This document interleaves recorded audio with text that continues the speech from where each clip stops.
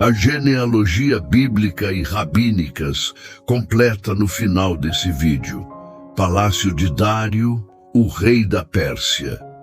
No imenso reino da Pérsia, o rei Dário governava com sabedoria e poder.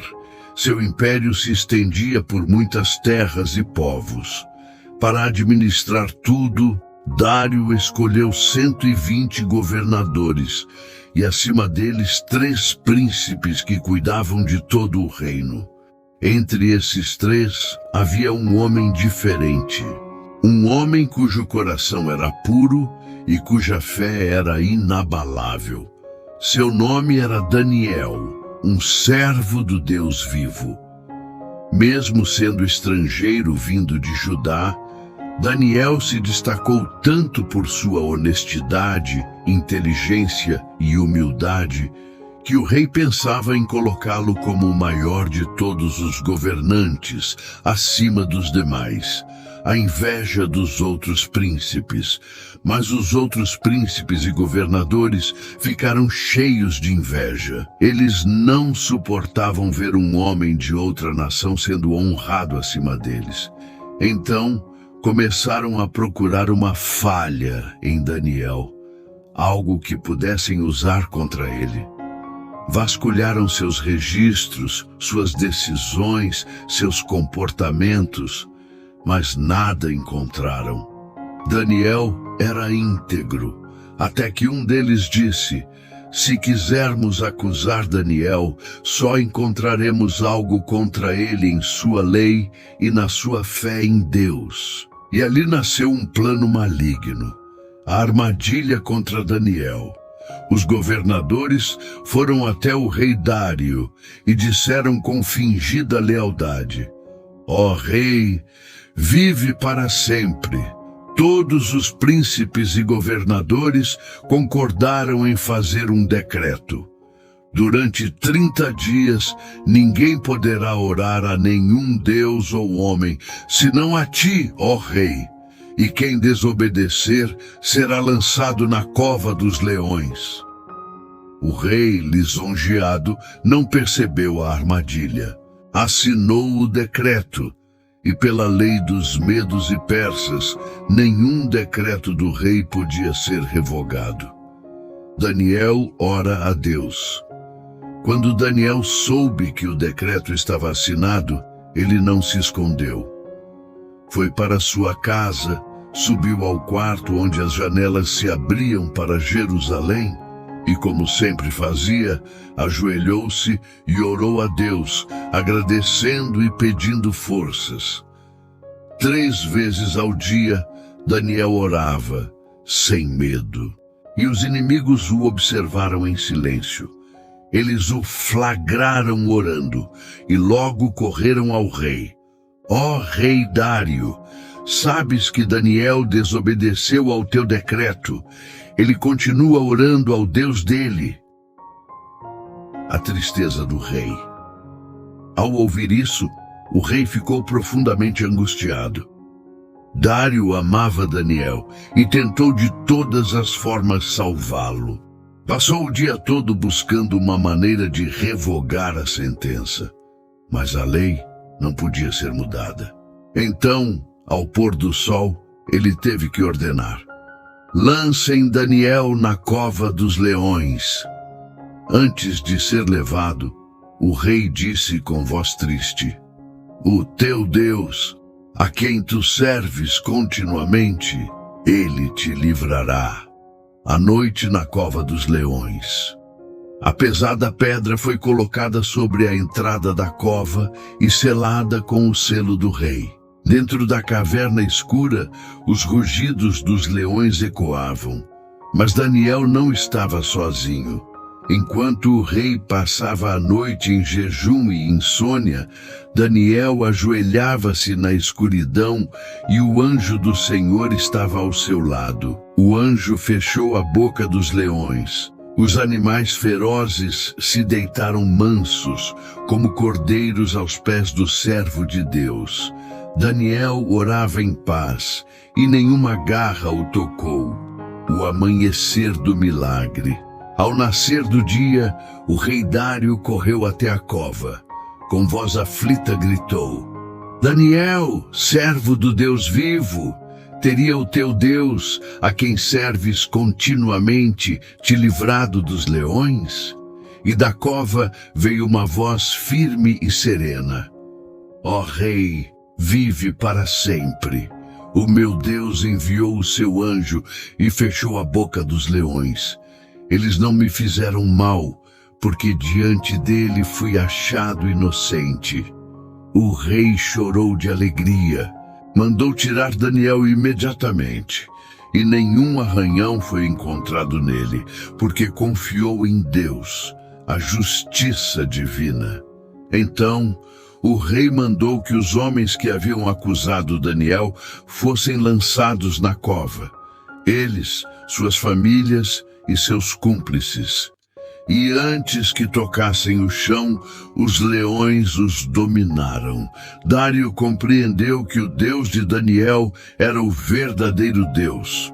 O novo decreto do rei. O rei Dário escreveu a todos os povos, nações e línguas do império: Paz vos seja multiplicada. Eu decreto que em todo o meu reino os homens temam e reverenciem o Deus de Daniel, porque ele é o Deus vivo, que permanece para sempre. Seu reino jamais será destruído, e seu poder durará eternamente. Ele livra e salva, faz sinais e maravilhas no céu e na terra. Ele livrou Daniel do poder dos leões. Reflexão e mensagem.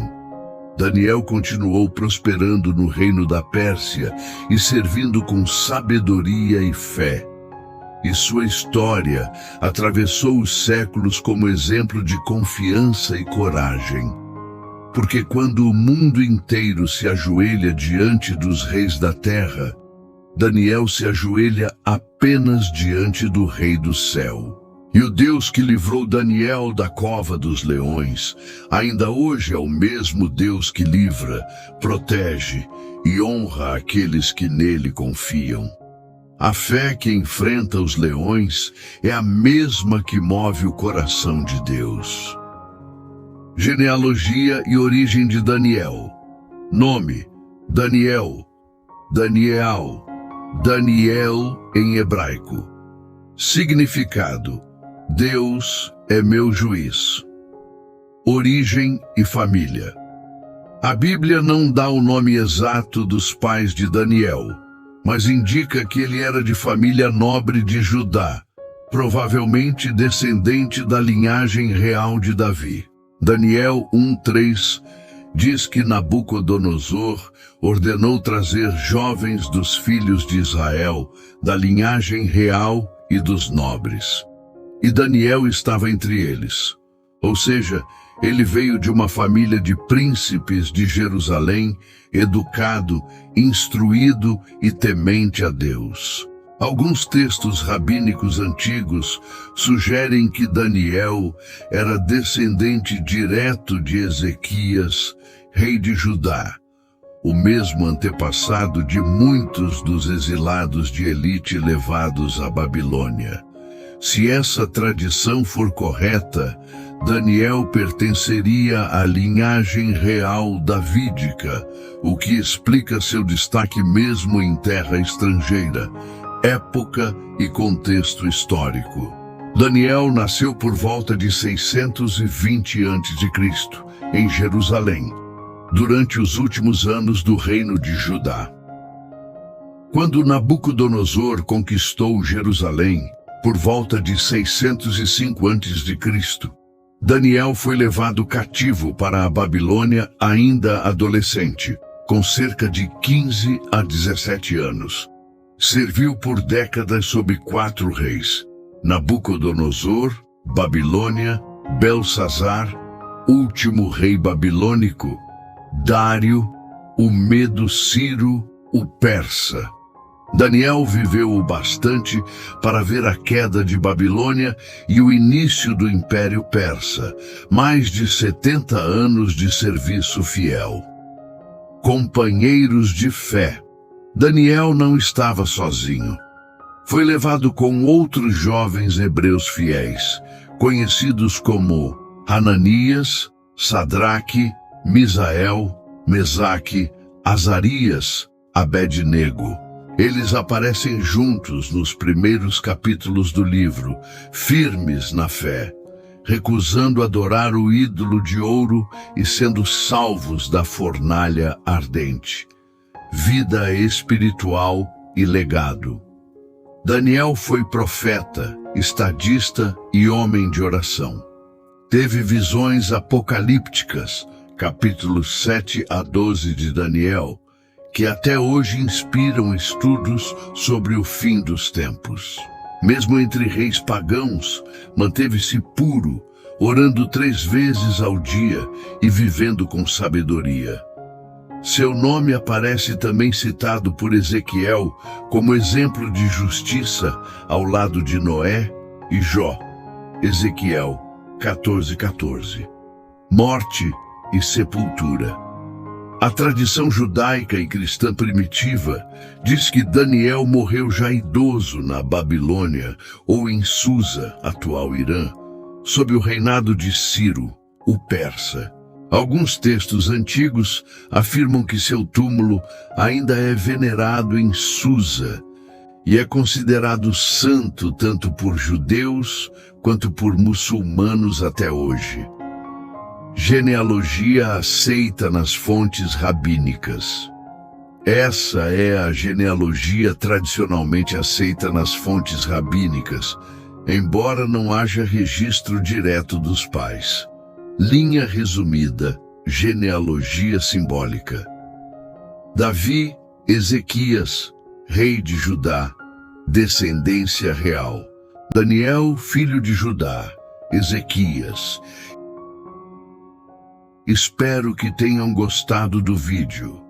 Inscreva-se no canal Histórias da Bíblia e ative o sininho para receber mais histórias que tocam o coração e fortalecem a fé. Deixe seu like, compartilhe esta mensagem. Se você gostou, deixe o seu amém nos comentários. Abraços e fiquem com Deus.